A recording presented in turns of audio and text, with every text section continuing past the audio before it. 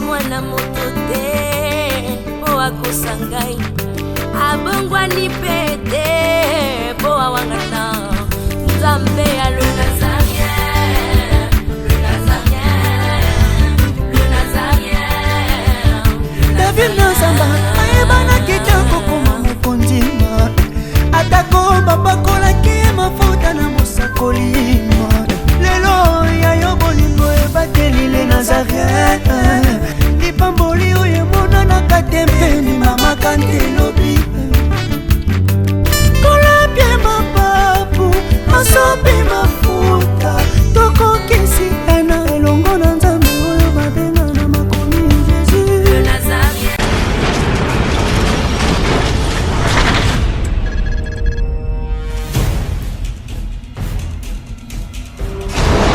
Pour vos annonces, vos prédications, vos clips, vos vidéos et autres, il y a qu'une seule adresse. N'hésitez pas à taper www.lesnazarins.com. En ces jours, nous sommes en pleine promotion. Extra matraquage. Olingi promotion ya produit na yo et dans le monde entier. Olingi actualité, Olingi visibilité. Contactez les Nazarins.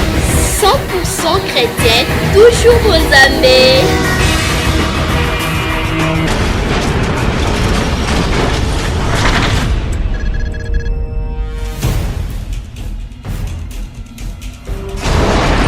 Bonjour, shalom, fidèles téléspectateurs du www.lesnazariens.tv.com. Nous sommes ici à la 5e rue na New Plaza. Lieu, il y a rencontre Misika et Sengelaki, presse, famille, paix, musiciens chrétiens, tout na biso nyonso elongo pour na kokende inde tina nécropole Misika nous autres ya sœur Marie Misamu et reposaki pendant une année au nyonso. Ya solo lokola liloba nzambe lobi yango ete Yesu Christ azaki mwana nzambe kasi et salamela kipe et salama kipe que na ba un certain moment salama kipe que na ba un certain moment bambeba et salama apanza pe zando wenze akatela pe basusu mangala kasi lelo penza toza kotombola lisusu bolingo oyo tozalaki nango mpona sœur Marie Misambo azalaki cher mpona biso ezalaki cher mpona bajournaliste mpe mpona famille na ye yango lelo libota na ye elongo na presse basangani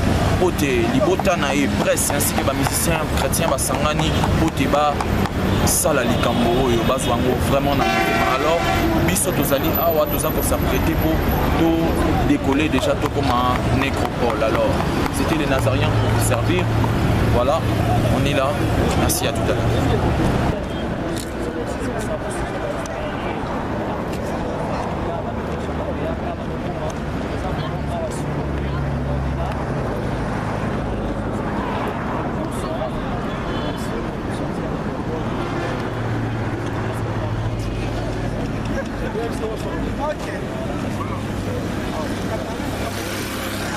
Ça va peine Internet.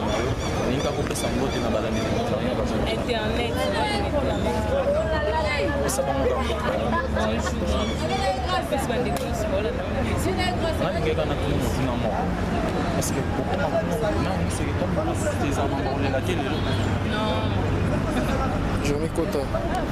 Jérémy.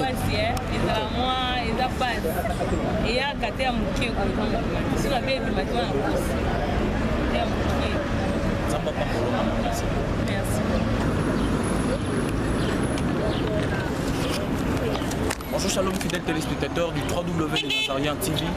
To kiti lisusu awa mokolo lelo lokola na bomo mesano to komi komesanisa bino ya kolukela bino information.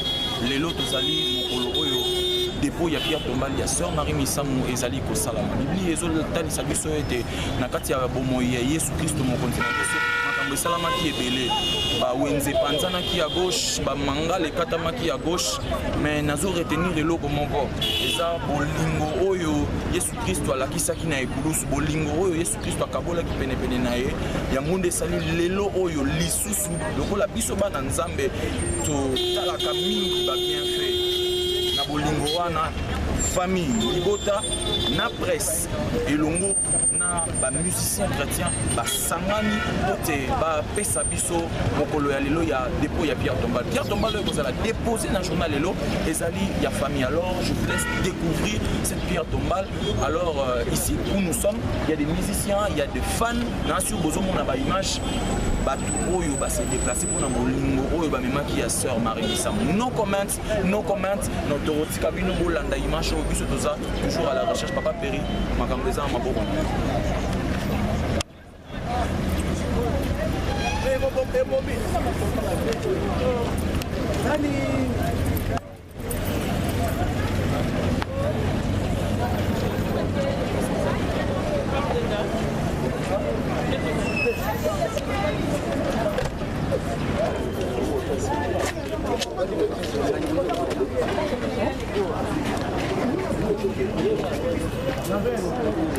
Mais la presse, plus la presse, il y a Chine, il y a Internet, des habits.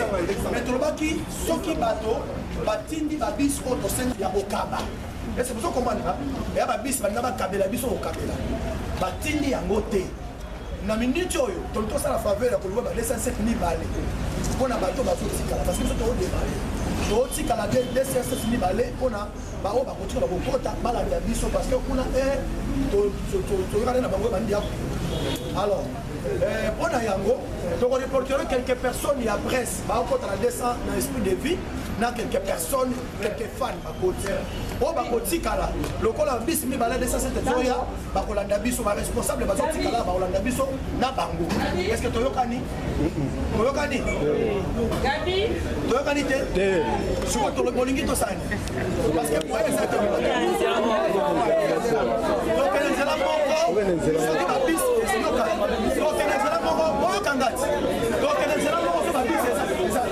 babisi ya na misu na bino ko imposer biso bo moté to sanga ki ba baye na moté eza ko imposer Papa José ba tindité ko ba ta bisi ya métropole ko za biso te elle est qui fixée dans ça cérémonie. Est-ce que vous comprenez? Tout ça la prière.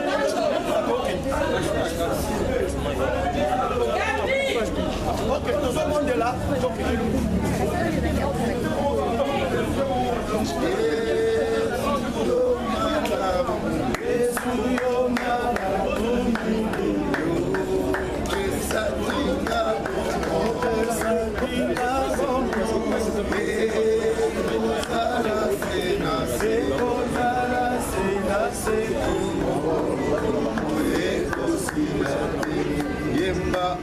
Alléluia.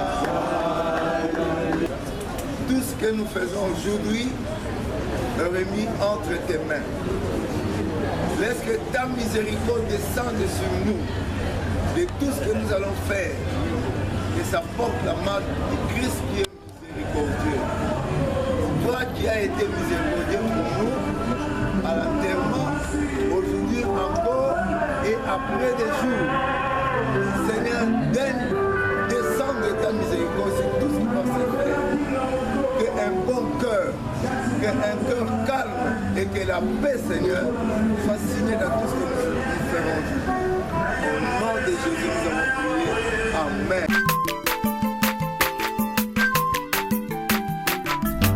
Aza mwana moto te po akosa ngai abongwani pete po awangana Nzambe ya le Nazarien, le Nazarien, le Nazarien, David Nazamba